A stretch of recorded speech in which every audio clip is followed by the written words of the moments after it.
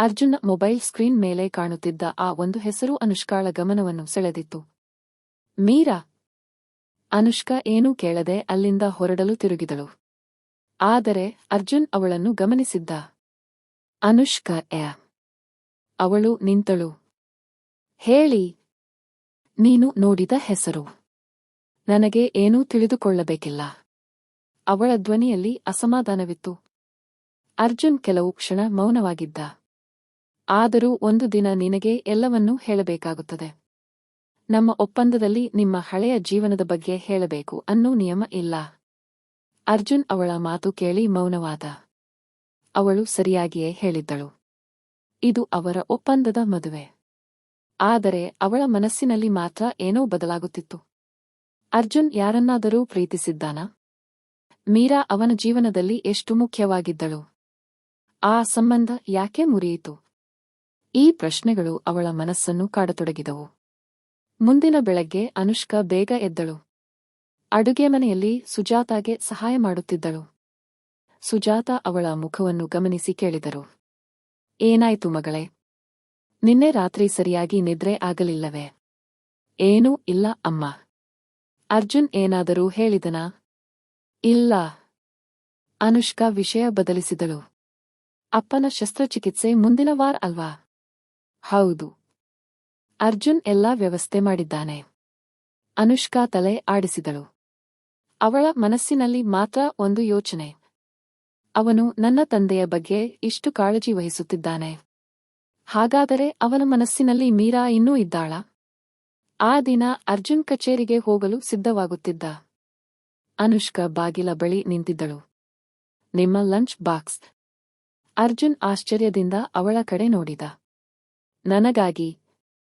ಮನೆಯಲ್ಲಿ ಎಲ್ಲರಿಗೂ ಮಾಡಿದ್ದೆ. ನಿಮ್ಮದನ್ನು ಇಟ್ಟಿದ್ದೇನೆ.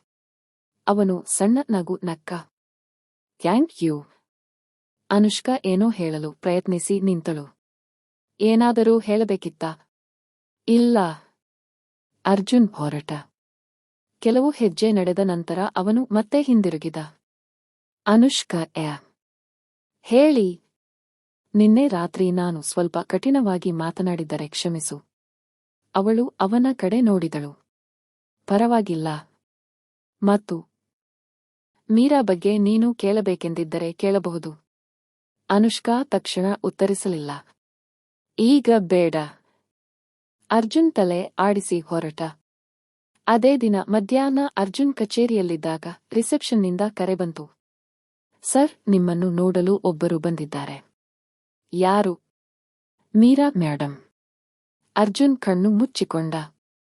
ಕೆಲವು ವರ್ಷಗಳಿಂದ ತನ್ನ ಜೀವನದಿಂದ ದೂರವಾಗಿದ್ದ ವ್ಯಕ್ತಿ ಮತ್ತೆ ಅವನ ಮುಂದೆ ಬಂದಿದ್ದಳು. ಅವಳನ್ನು ಒಳಗೆ ಕಳುಹಿಸಿ. ಬಾಗಿಲು ತೆರೆದುಕೊಂಡಿತು. ಮೀರಾ ಒಳಗೆ ಬಂದಳು. ಅವಳ ಮುಖದಲ್ಲಿ ಆತ್ಮವಿಶ್ವಾಸವಿತ್ತು. ಹಲೋ ಅರ್ಜುನ್. ಅರ್ಜುನ್ ಕುರ್ಚಿಯಿಂದ ಎದ್ದ. ನೀನು ಇಲ್ಲಿ ಯಾಕೆ ಬಂದೆ? ನಿನ್ನನ್ನು ನೋಡಲು. ನಮ್ಮ ನಡುವೆ ಮಾತನಾಡಲು ಏನೂ ಉಳಿದಿಲ್ಲ. ಮೀರಾ ಸಣ್ಣ ನಗು ನಕ್ಕಳು. ಆದರೆ ನನ್ನ ಬಳಿ ಮಾತನಾಡಲು ಬಹಳ ವಿಷಯಗಳಿವೆ. ಅರ್ಜುನ್ ಮೌನವಾಗಿದ್ದ. ನೀನು ಮದುವೆಯಾಗಿದ್ದೀಯಂತೆ? ಅವಳ ಪ್ರಶ್ನೆಗೆ ಅರ್ಜುನ್ ಉತ್ತರಿಸಲಿಲ್ಲ. ಮೀರಾ ಮೇಜಿನ ಮೇಲೆ ಒಂದು ಲಕೋಟೆ ಇಟ್ಟಳು. ಇದನ್ನು ನೋಡಿದ ಮೇಲೆ ನನ್ನನ್ನು ಯಾಕೆ ಹುಡುಕಿಕೊಂಡು ಬಂದೆ ಎಂದು ನಿನಗೆ ಅರ್ಥವಾಗುತ್ತದೆ. ಅರ್ಜುನ್ ಲಕೋಟೆಯನ್ನು ತೆಗೆದುಕೊಂಡ. ಇದೇನು? ನಿನ್ನ ಭೂತಕಾಲದ ಒಂದು ಸತ್ಯ. ಅವಳು ಹೊರಗೆ ಹೋದಳು. ಅರ್ಜುನ್ ಕೆಲವು ಕ್ಷಣ ಆ ಲಕೋಟೆಯನ್ನು ನೋಡುತ್ತಾ ನಿಂತ. ಸಂಜೆ ಮನೆಗೆ ಬಂದಾಗ ಅನುಷ್ಕಾ ಅವನ ಮುಖದಲ್ಲಿ ಏನೋ ಬದಲಾವಣೆ ಗಮನಿಸಿದಳು. ಏನಾಯ್ತು? ಏನೂ ಇಲ್ಲ. ನೀವು ಇಂದು ತುಂಬಾ ಮೌನವಾಗಿದ್ದೀರಾ. ಅರ್ಜುನ್ ಅವಳ ಕಡೆ ನೋಡಿದ. ಅವನಿಗೆ ಮೀರಾ ಕೊಟ್ಟ ಲಕೋಟೆಯ ನೆನಪಾಯಿತು. ನಾನು ನಿನಗೆ ಒಂದು ವಿಷಯ ಹೇಳಬೇಕು. ಅನುಷ್ಕಾ ಕುಳಿತುಕೊಂಡಳು. ಹೇಳಿ. ಅರ್ಜುನ್ ತನ್ನ ಹಳೆಯ ಕಥೆಯನ್ನು ಆರಂಭಿಸಿದ. ಕೆಲ ವರ್ಷಗಳ ಹಿಂದೆ ನಾನು ಮೀರಾಳನ್ನು ಪ್ರೀತಿಸುತ್ತಿದ್ದೆ. ಅನುಷ್ಕಾ ಮೌನವಾಗಿ ಕೇಳುತ್ತಿದ್ದಳು. ನಾವು ಮದುವೆಯಾಗಬೇಕು ಎಂದುಕೊಂಡಿದ್ದೆವು. ಆದರೆ ಒಂದು ದಿನ ಅವಳು ನನ್ನನ್ನು ಬಿಟ್ಟು ಹೋದಳು. ಯಾಕೆ? ಅದು ನನಗೆ ಆಗಲೂ ಅರ್ಥವಾಗಲಿಲ್ಲ. ಈಗ ಅವಳು ಮತ್ತೆ ಬಂದಿದ್ದಾಳೆ. ಅನುಷ್ಕಾಳ ಹೃದಯದಲ್ಲಿ ವಿಚಿತ್ರವಾದ ಭಾವನೆ ಮೂಡಿತು. ನೀವು ಇನ್ನೂ ಅವಳನ್ನು ಪ್ರೀತಿಸುತ್ತೀರಾ? ಅರ್ಜುನ್ ಅವಳ ಕಡೆ ನೇರವಾಗಿ ನೋಡಿದ. ಇಲ್ಲ. ಆ ಉತ್ತರ ಅನುಷ್ಕಾಳಿಗೆ ನಿರೀಕ್ಷೆಗಿಂತ ಹೆಚ್ಚು ನೆಮ್ಮದಿ ನೀಡಿತು. ಆದರೆ ಅವಳು ಅದನ್ನು ತೋರಿಸಲಿಲ್ಲ. ಅಷ್ಟರಲ್ಲಿ ಹೊರಗಿನಿಂದ ಸುಜಾತಾಳ ಧ್ವನಿ ಕೇಳಿಸಿತು. ಅರ್ಜುನ್. ಅನುಷ್ಕಾ. ಯಾರೋ ನಿಮ್ಮನ್ನು ನೋಡಲು ಬಂದಿದ್ದಾರೆ. ಇಬ್ಬರೂ ಕೆಳಗೆ ಬಂದರು. ಬಾಗಿಲ ಬಳಿ ಮೀರಾ ನಿಂತಿದ್ದಳು.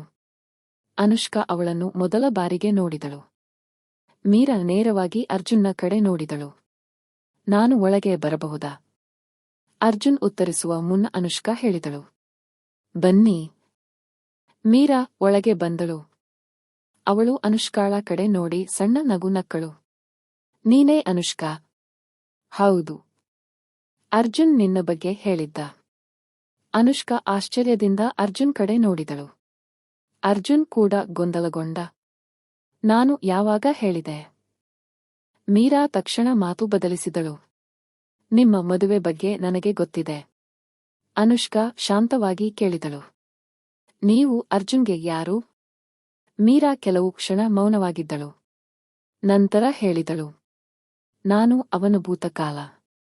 ಅರ್ಜುನ್ ತಕ್ಷಣ ಹೇಳಿದ. ಮೀರಾ ಸಾಕು. ಆದರೆ ಮೀರಾ ನಿಲ್ಲಲಿಲ್ಲ. ಆದರೆ ನಾನು ಬಂದಿರುವುದು ಅವನ ಜೀವನಕ್ಕೆ ಮತ್ತೆ ಬರಲು ಅಲ್ಲ. ಅವಳು ತನ್ನ ಬ್ಯಾಗಿನಿಂದ ಒಂದು ಹಳೆಯ ಫೋಟೋ ತೆಗೆದಳು. ಅದನ್ನು ಅರ್ಜುನ್ ಮುಂದೆ ಇಟ್ಟಳು. ಅರ್ಜುನ್ ಫೋಟೋ ನೋಡಿದ ಕ್ಷಣ ಬೆಚ್ಚಿಬಿದ್ದ. ಅನುಷ್ಕಾ ಕೂಡ ಆ ಫೋಟೋ ಕಡೆ ನೋಡಿದಳು. ಅದರಲ್ಲಿದ್ದದ್ದು ಅರ್ಜುನ್ ಮತ್ತು ಮೀರಾ ಅಲ್ಲ. ಅದರಲ್ಲಿದ್ದದ್ದು ಅರ್ಜುನ್ನ ತಂದೆ ರಾಘವೇಂದ್ರ ಮತ್ತು ಮೀರಾಳ ತಂದೆ. ಅನುಷ್ಕಾ ಗೊಂದಲದಿಂದ ಕೇಳಿದಳು. ಇದಕ್ಕೂ ನಿಮ್ಮಿಬ್ಬರ ಪ್ರೀತಿಗೂ ಏನು ಸಂಬಂಧ? ಮೀರಾ ನಿಧಾನವಾಗಿ ಹೇಳಿದಳು. ನಿಮ್ಮ ಮದುವೆ ಒಂದು ಕಾಂಟ್ರಾಕ್ಟ್ ಆಗಿರಬಹುದು. ಅವಳು ಅರ್ಜುನ್ ಕಡೆ ನೋಡಿದಳು. ಆದರೆ ಆ ಕಾಂಟ್ರಾಕ್ಟ್ನ ಹಿಂದೆ ಇರುವ ನಿಜವಾದ ಕಾರಣವನ್ನು ಅರ್ಜುನ್ ಇನ್ನೂ ನಿನಗೆ ಹೇಳಿಲ್ಲ. ಅನುಷ್ಕಾ ಅರ್ಜುನ್ ಕಡೆ ನೋಡಿದಳು. ಅರ್ಜುನ್ ಮೌನವಾಗಿದ್ದ. ಯಾವ ಕಾರಣ?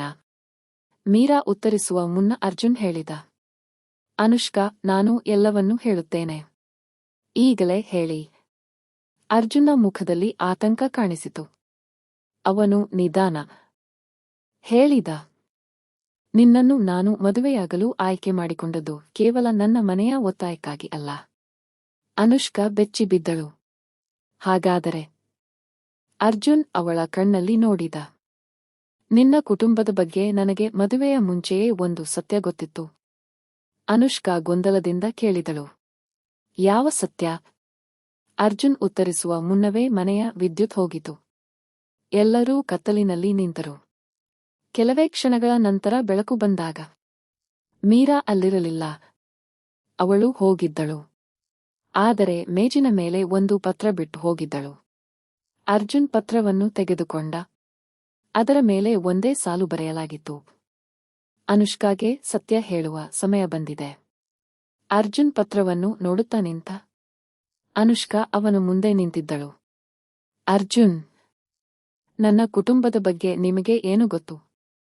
ಅವನಿಗೆ ಉತ್ತರಿಸಲು ಮಾತುಗಳು ಸಿಗಲಿಲ್ಲ. ಆ ರಾತ್ರಿ ಅವರ ಕಾಂಟ್ರಾಕ್ಟ್ ಮದುವೆ ಹೊಸ ತಿರುವು ಪಡೆದುಕೊಂಡಿತ್ತು. ಇದು ಕೇವಲ 1 ವರ್ಷದ ಒಪ್ಪಂದವಾಗಿರಲಿಲ್ಲ. ಅದರ ಹಿಂದೆ ವರ್ಷಗಳಷ್ಟು ಹಳೆಯ ರಹಸ್ಯವೊಂದು ಅಡಗಿತ್ತು. ಮುಂದುವರಿಯುತ್ತದೆ.